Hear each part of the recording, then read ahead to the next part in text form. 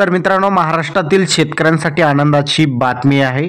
जून ते ऑक्टोबर 2024 या कालावधीमध्ये झालेले, खास करून ऑगस्ट आणि सप्टेंबर या कालावधीत विविध जिल्ह्यात अतिवृष्टी, पूर यामुळे झालेल्या शेती पिकांच्या नुकसानीसाठी बाधितांना मदत देण्यासाठी महाराष्ट्र शासनाच्या महसूल व वन विभाग यांच्या मार्फत 10 डिसेंबर 2024 रोजी शासन निर्णय काढून यासंबंधीची निधी जी थकलेली होती, आता ती निधी वितरित करण्यात आलेली आहे। आणि आता जे पात्र लाभार्थी आहेत त्यांच्या खात्यामध्ये लवकरच हे पैसे जमा होणार आहेत। आता महत्त्वाचं म्हणजे हा व्हिडिओ शेवटपर्यंत बघा।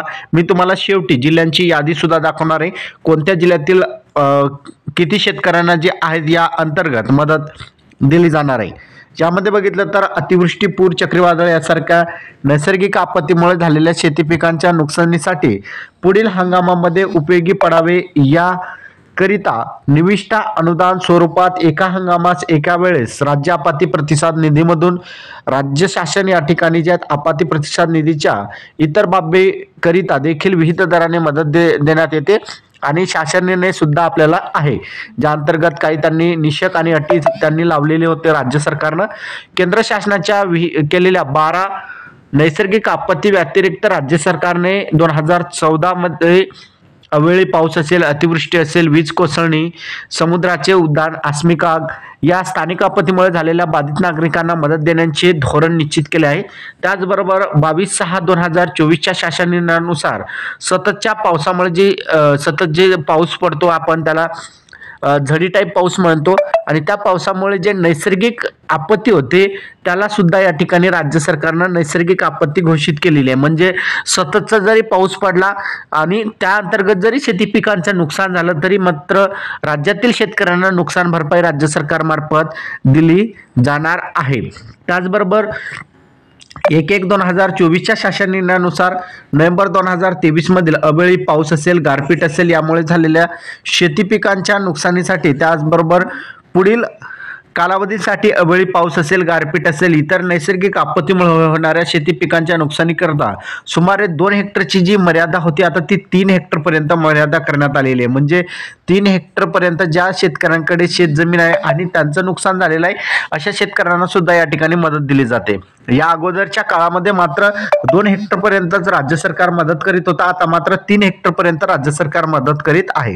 जून ते ऑक्टोबर 2024 या कालावधीमध्ये अतिवृष्टी तसेच पूर यामुळे झालेल्या शेती पिकांच्या नुकसानीसाठी विभागीय आयुक्त यांच्याकडून निधी मागणींचे प्रस्ताव शासनाला प्राप्त झाले आहेत। त्या अनुषंगाने राज्य सरकार मार्फत आज या ठिकाणी 2,900 कोटी रुपये जे आहेत राज्य सरकार मार्फत मंजूर करण्यात आलेले जून ते ऑक्टोबर 2024 या कालावधीसाठी। तर या ठिकाणी 2,920 कोटी 57,50,000 एवढा निधी राज्य सरकार मार्फत आज वितरित झालेला आहे। आणि यामध्ये कोणकोणत्या जिल्ह्यांना कशा प्रकारे निधी देण्यात आलेला आहे आणि कोणता जिल्हा यामधून वगळण्यात आलेला आहे त्याची माहिती आपल्याला या ठिकाणी आपण बघणार आहोत, त्यासाठी हा व्हिडिओ शेवटपर्यंत बघा। त्याचबरोबर आता जे पैसे तुम्हाला दिले जाणार आहेत थेट ते तुमच्या बँक आधार लिंक असलेल्या बँक खात्यामध्ये या ठिकाणी जे आहेत संगणक प्रणालीद्वारे या ठिकाणी जे पैसे तुमच्या बँक खात्यामध्ये जमा केले जाणार आहे। जे पैसे असेल ते डीबीटी असेल, म्हणजे डायरेक्ट बेनिफिट ट्रान्सफर। ज्या बँक खात्याला तुमचा आधार नंबर लिंक आहे त्याच बँक खात्यामध्ये पैसे डायरेक्ट जाणार आहे। त्यामुळे तुम्हाला ई-केवायसी करावी लागेल। ज्यावेळेस यादी प्रसिद्ध होईल आणि यादीमध्ये तुमचं नाव असेल तर त्यासमोर तुम्हाला ई-केवायसी करावी लागणार आहे। चालू हंगामामध्ये यापूर्वी सर्व विभागांना शेती पिकांच्या नुकसानीकरता वितरित करण्यात आलेल्या मदतीच्या निधीमध्ये या प्रस्तावाअंतर्गत मागणी करण्यात आलेल्या निधींचा समावेश नाही याची त्या ठिकाणी दक्षता घेण्यात यावी।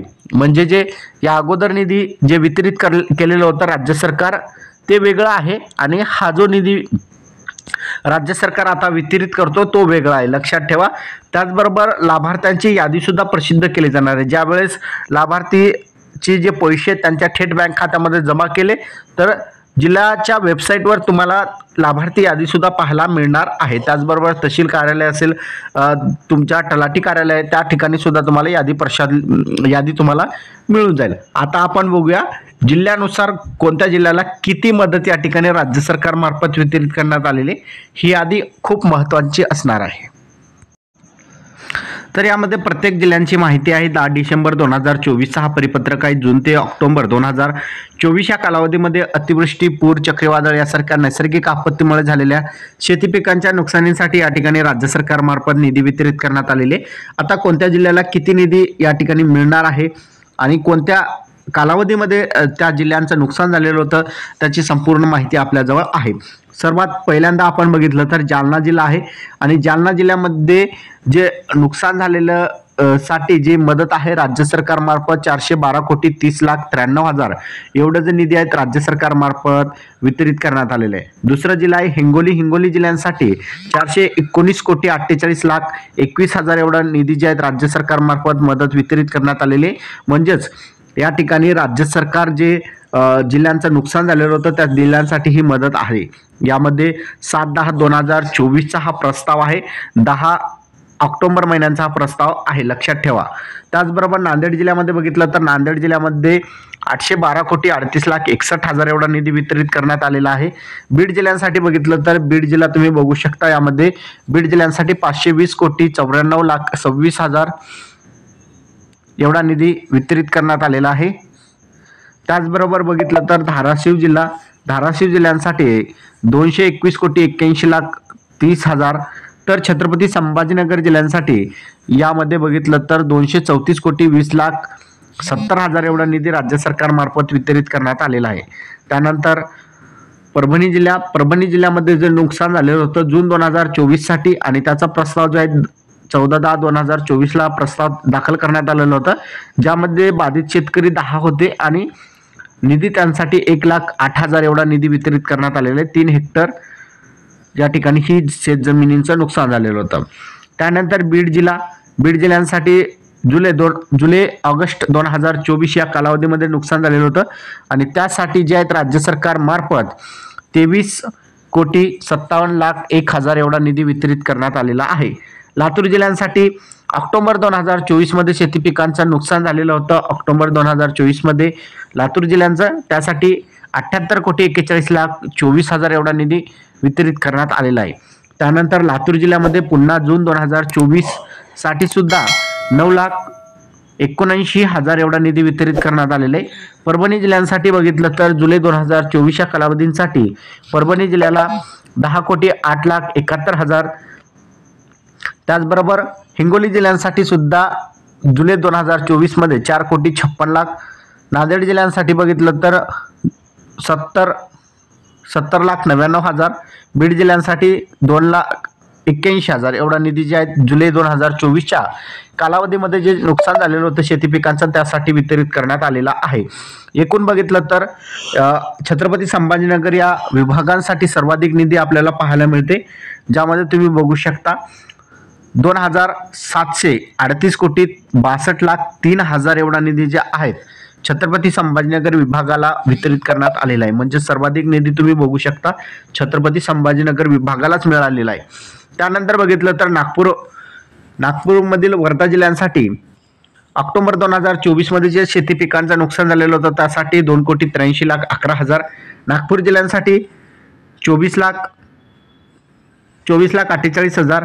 ऑगस्ट 2024 मध्ये जे नुकसान झालेलं होतं त्यासाठी गोंदिया जिल्ह्यांसाठी सप्टेंबर 2024 मध्ये जे नुकसान झालेलं होतं त्यासाठी 26,29,27,000. भंडारा जिल्ह्यांसाठी 10,02,07,000. तर वर्धा जिल्ह्यांसाठी ऑगस्ट 2024 मध्ये जे नुकसान झालेलं होतं त्यासाठी 41,48,000.